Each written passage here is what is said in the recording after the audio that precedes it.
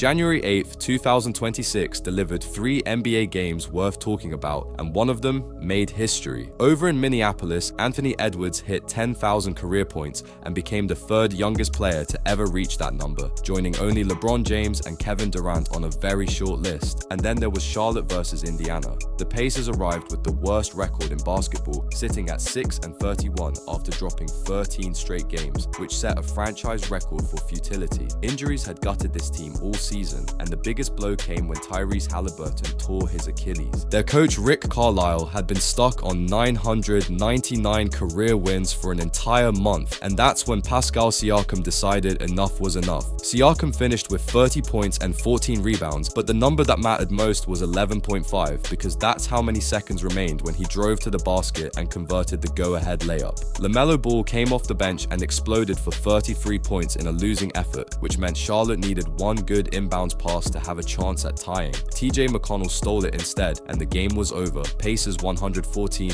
Hornets 112. Rick Carlisle became just the 11th coach in NBA history to reach 1,000 wins with that final buzzer. His players doused him with water in the locker room afterward, and Tyrese Halliburton hobbled over to present him with a commemorative game ball. Carlisle told reporters he was so happy for his players. This is what happened when Anthony Edwards became just the 3rd player in NBA history to reach 10,000 career points before his 24th birthday. On January 8th, 2026, the Minnesota Timberwolves hosted the Cleveland Cavaliers, and by the final buzzer, Edwards had joined a list that includes only LeBron James and Kevin Durant. Minnesota won 131-122 in front of 17,274 fans at Target Center, but the final score only tells part of what unfolded that night. The Wolves came out swinging and built a 17-5 lead early in the opening quarter, which seemed to signal a blowout in the making. Cleveland responded the way good teams do, scratching and clawing their way back until they held a 67-63 advantage at halftime.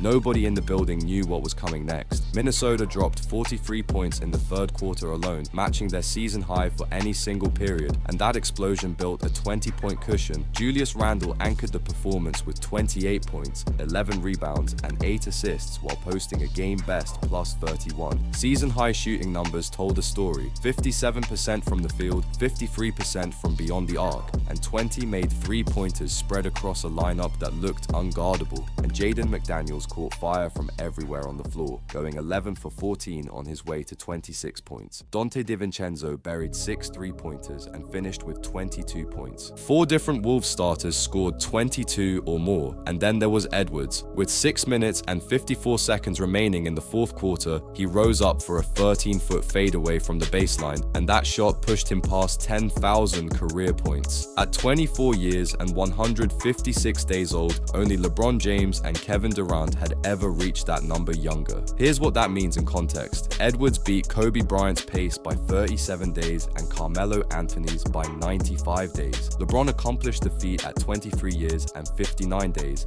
Durant at 24 years and 33 days, and now Edwards sits 3rd on that list forever.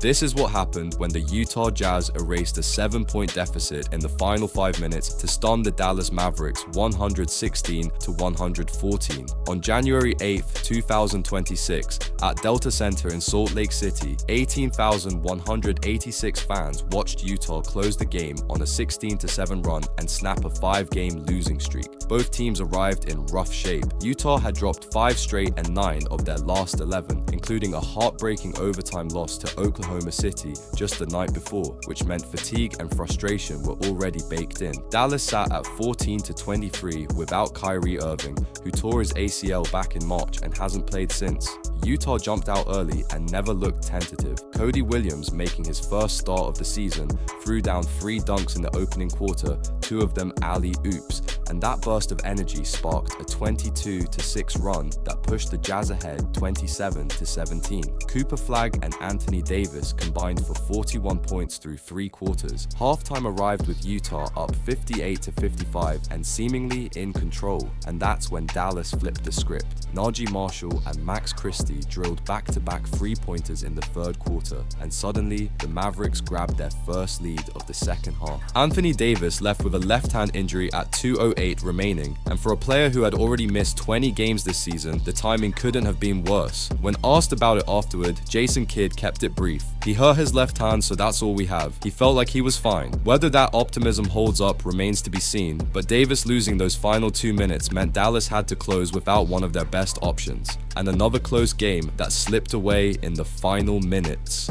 That pattern has defined the 2025-26 Mavericks, and on January 8th in Salt Lake City, the Jazz were more than happy to take advantage.